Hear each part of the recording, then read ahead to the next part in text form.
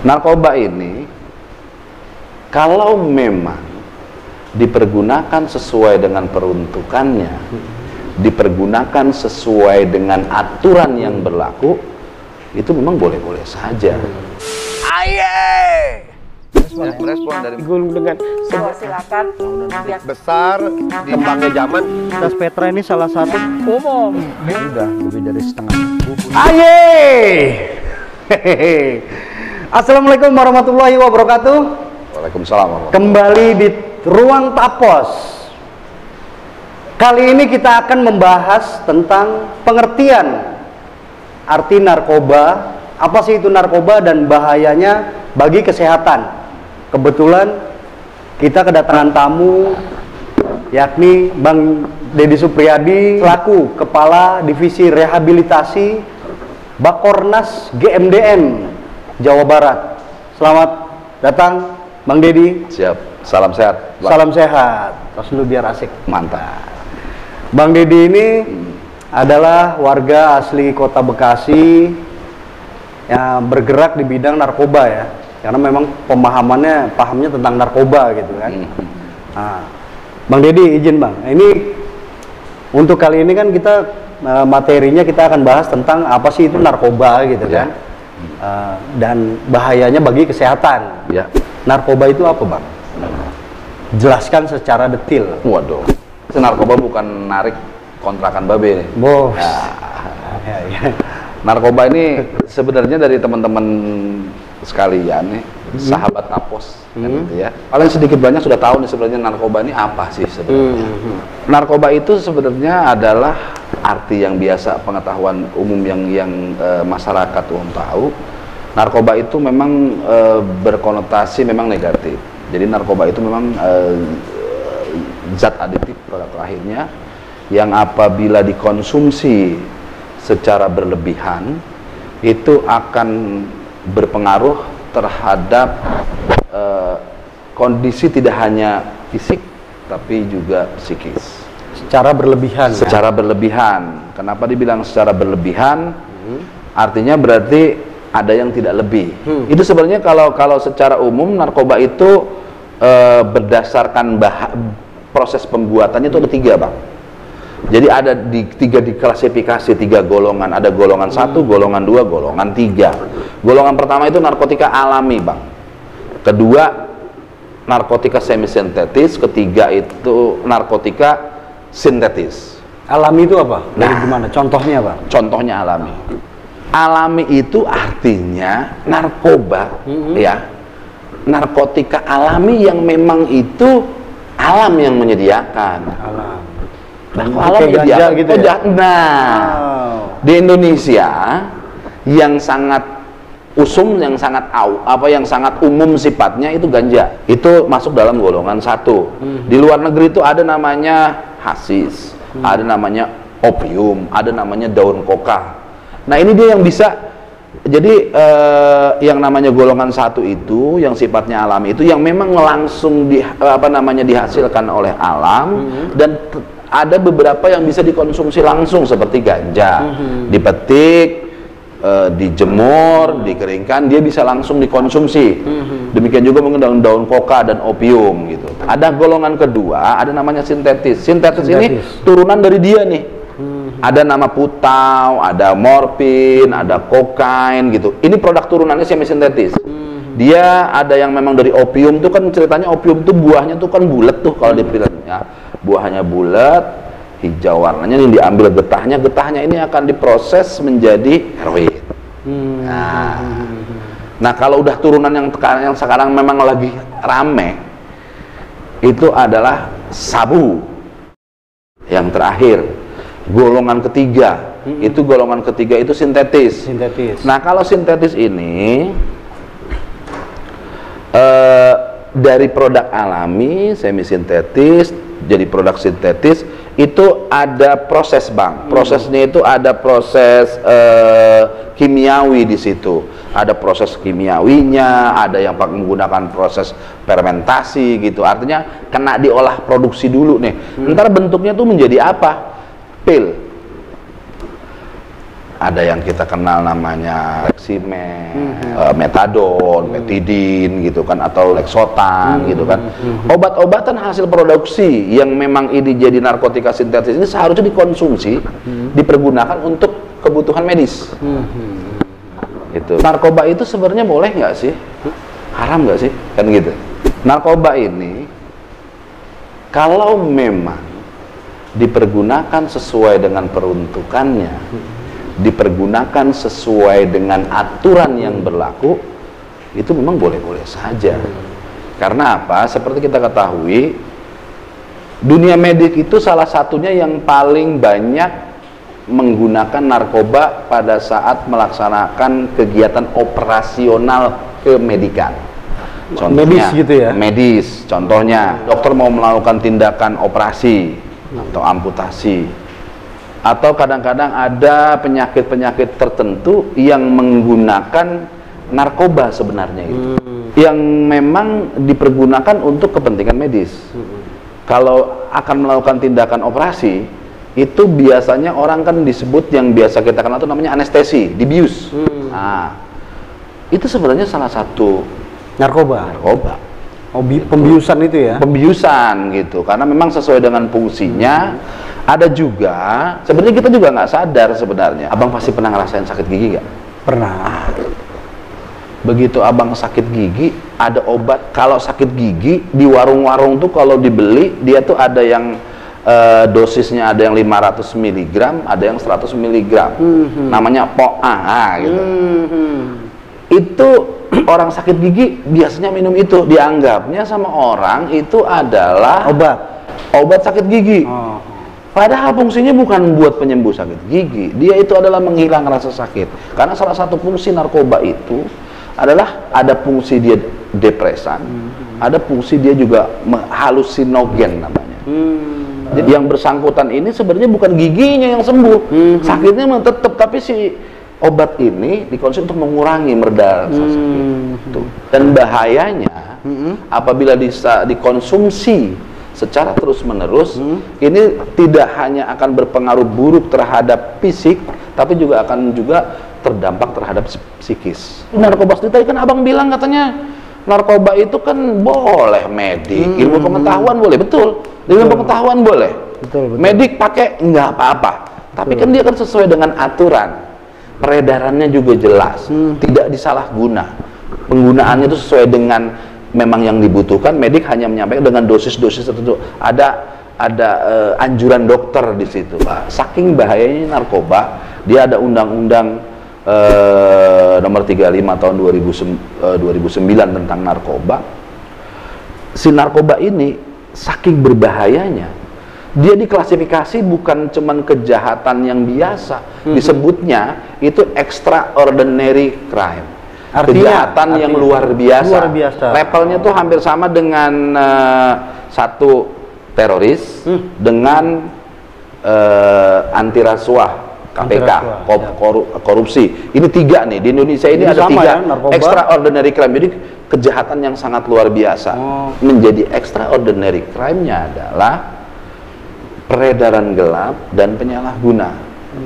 Untuk kalau bicara peredaran gelap nih bang, ya, kan itu peredaran gelap berarti ilegal lah ya. Betul. Kenapa sih bang masih beredar gitu? Ya tadi bang, kenapa sih masih beredar? Kenapa sih disebut peredaran gelap? Ya kalau namanya gelap berarti ada yang terang dong bang, kan gitu. Iya. Betul bang. Ada yang terang itu apakah oknum-oknum yang atau gimana ya bang? Makanya kan kita bingung ya.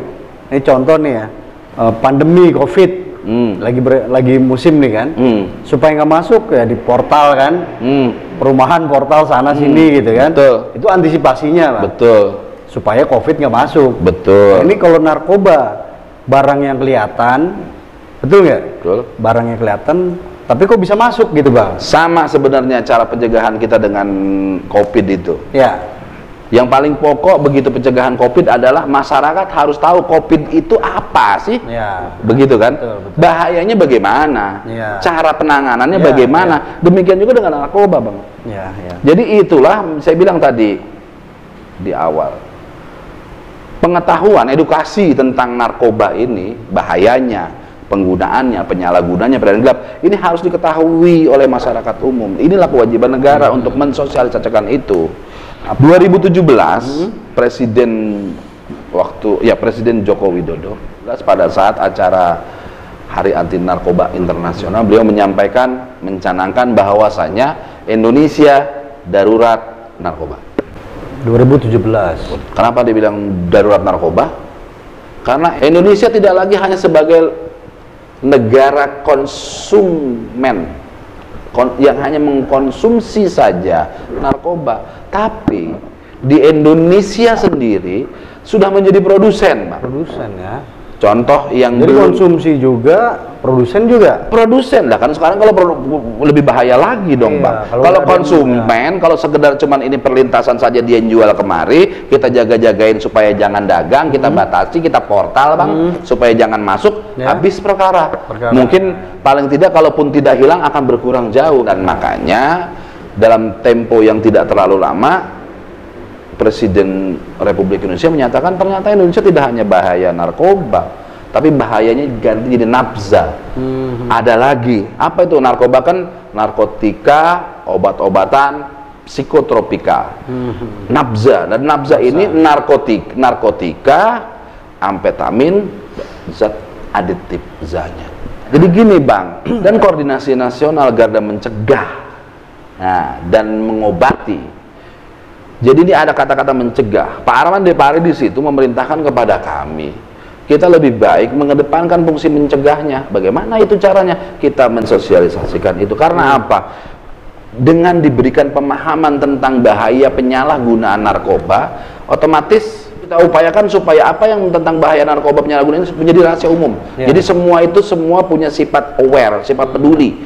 Ini bahaya. Efeknya seperti ini seperti ini. Makanya kami dari GMDM itu menyampaikan ini itu tidak hanya kepada kalangan SMP, SMA, perkuliahannya. Ibu-ibu pengajian juga kita datangi. Dari TK aja kita datangi. Karena supaya apa? paham semua ya. Supaya paham semua.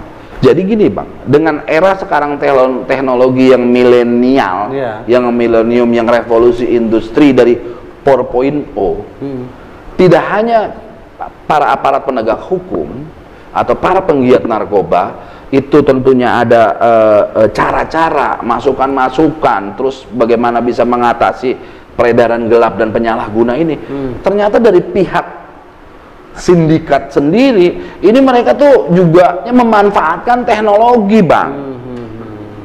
Artinya apa? Dalam melakukan peredaran gelapnya itu, mereka menggunakan teknologi yang sekarang ini ada. Jadi kalau dulu, gitu dulu kan sifatnya itu kan hanya jual beli itu transaksional, sifatnya cash and carry. Abang ada duit, ini barang, Bang, silakan pakai, kan gitu. Mari berubah, Bang. Dulu menggunakan jasa titipan kilat.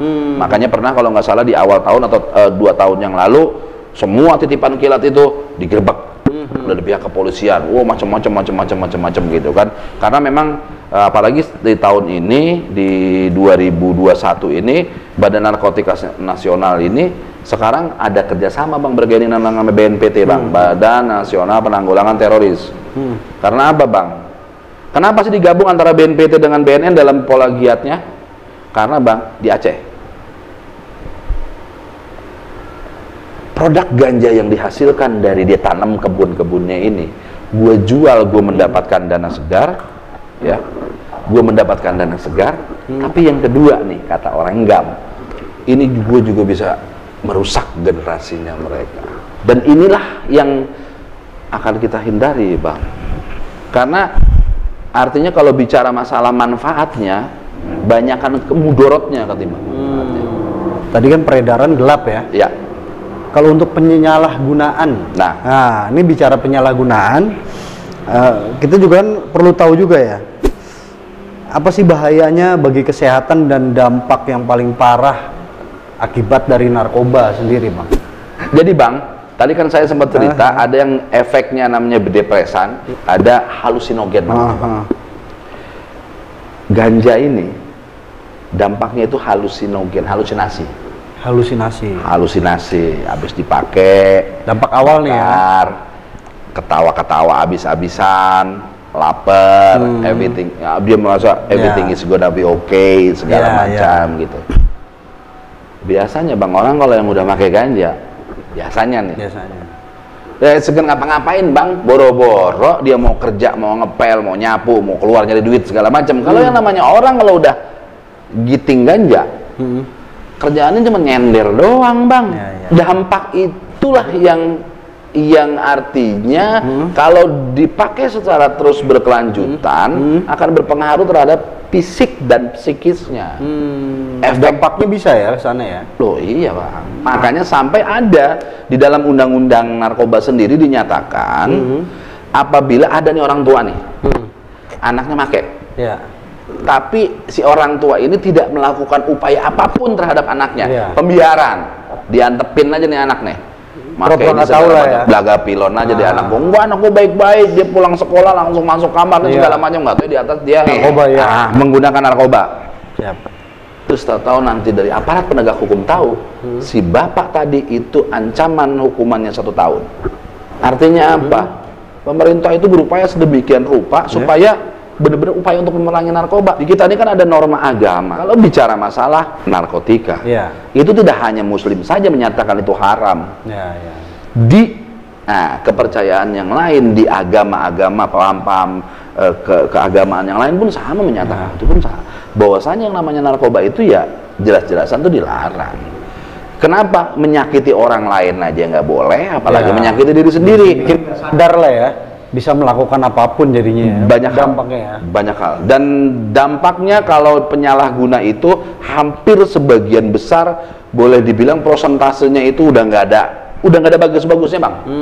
Kalau penyalahguna nggak ada bagus-bagusnya. Orang yang kecanduan narkoba, orang yang sering pakai narkoba, di dalam Undang-Undang Nomor 35 tahun 2009 tentang narkoba itu dinyatakan, di dalam KUHP pun ada tegas-tegas dinyatakan apabila orang yang dengan sengaja memiliki, nah kan gitu, narkoba tadi itu ada ancaman hukumannya bang. Ancaman hukumannya itu paling sedikit 5 tahun, bisa sampai 15 tahun, dan yang paling parah itu bisa ancamannya hukuman mati. Itu kami bang kalau bicara hukuman ya, yang tadi abang katakan tentang orang tua kan membiarkan. Misalnya orang tua mengetahui ini, itu upayanya langsung ke hukum. Misalnya anaknya memakai narkoba nih ya, upayanya hukum langsung atau gimana bang? Rehabilitasi bos. Rehabilitasi. Ribet nggak tuh bang? Enggak lah. Ya, lu kalau pengen gak ribet, jangan kayak gitu aja. Lebih baik kita duduk berhadapan, kita diskusi bang, kayak kita enakan diskusi. Kita diskusi daripada ente berhadapan sama aneh, kita melakukan fungsi rehabilitasi. Atau lebih parah lagi, begitu kita duduk berdua berhadapan, saya sedang melaksanakan fungsi interogasi. Dan bahayanya narkoba itu bang, bahaya narkoba itu, yang namanya penyalahguna narkoba itu semua kalangan bisa saja terkena. Profesi apapun bisa saja terkena. Politisi ada, artis banyak, ya kan? Artis aja, artis film ada, artis nyanyi ada, artis pelawak ada, banyak. Belum lagi, ini efek gunung es bang. Sekarang kalau umpamanya seorang public figure, umpamanya saya nih atau Bang Nugi, tadi Bang Nugi bilang, oh banyak yang fan sama saya gitu. Sekarang bang, kalau yang namanya udah fan sama bener-bener mati-matian sama abang, fan abis-abisan sama abang, apapun yang abang lakukan, apapun yang abang pakai, pasti akan diikuti oleh para fansnya, pasti kan? Nah coba, bagaimana kalau seorang public figure, dia kesandung masalah narkoba, dan itu dijadikan tren oleh para fansnya. Coba, bahaya, mau jadi apa negeri ini? Ngeri ya? Iya, yang paling sangat terganggu dengan narkoba adalah fungsi otak. Fungsi otak. Karena apa? Orang yang tadi bilang orang udah candunya parah, begitu diobatin bagaimanapun, karena dia sudah tertanam di batang otak ini tuh si narkoba, tidak akan pernah sembuh. Walaupun selesai direhabilitasi, nanti kesandung lagi. Kami di Garda Mencegah dan Mengobati, apabila nih sahabat Tapos, kawan-kawan Tapos umpamanya pengen diskusi tentang ini bahaya narkoba. Ayo kita gandeng sama Tapos bareng-bareng. Abang punya komunitas, abang punya majelis taklim, abang punya yayasan sekolah, abang punya grup apapun itu. Ayo kita diskusi bareng-bareng bicara masalah narkoba. Nggak ada masalah itu. Ini kalau kita bicara tentang narkoba memang panjang ya Bang ya. Betul. Gak ada habisnya sebetulnya, ini masih banyak banget bahan-bahan yang mau kita bahas tentang narkoba. Untuk Abang Po perlu mengetahui juga ya, intinya apa sih itu narkoba seperti yang tadi disampaikan Bang Deddy, dan bahayanya itu bagi kesehatan apa gitu kan. Mungkin nanti Abang Po apabila masih mau penasaran tentang narkoba, kita akan bahas lagi tentang narkoba. Siap. Materi berbeda. Siap. Ya, lebih spesifik gitu ya. Oke, terima kasih Abang Po. Bantu kita, dukung kita dengan subrek gitu kan. Bantu share juga ke teman-teman. Komentar nih di kolom. Kalau mau ada pertanyaan atau komentar apapun, kritik, saran kita terima. Bang Deddy, kita yel-yel, teriakan ae. Siap. Saya bisa nambah lagi ya. Apa tuh? Sebelumnya say no to drug dulu Bang. Katakan tidak pernah. Say no to drug. Aye, kan gimana Bang? Iya. Sepakat? Iya. Oke, siap. 3, 2, 1. Say no to drug. Aye. Oke.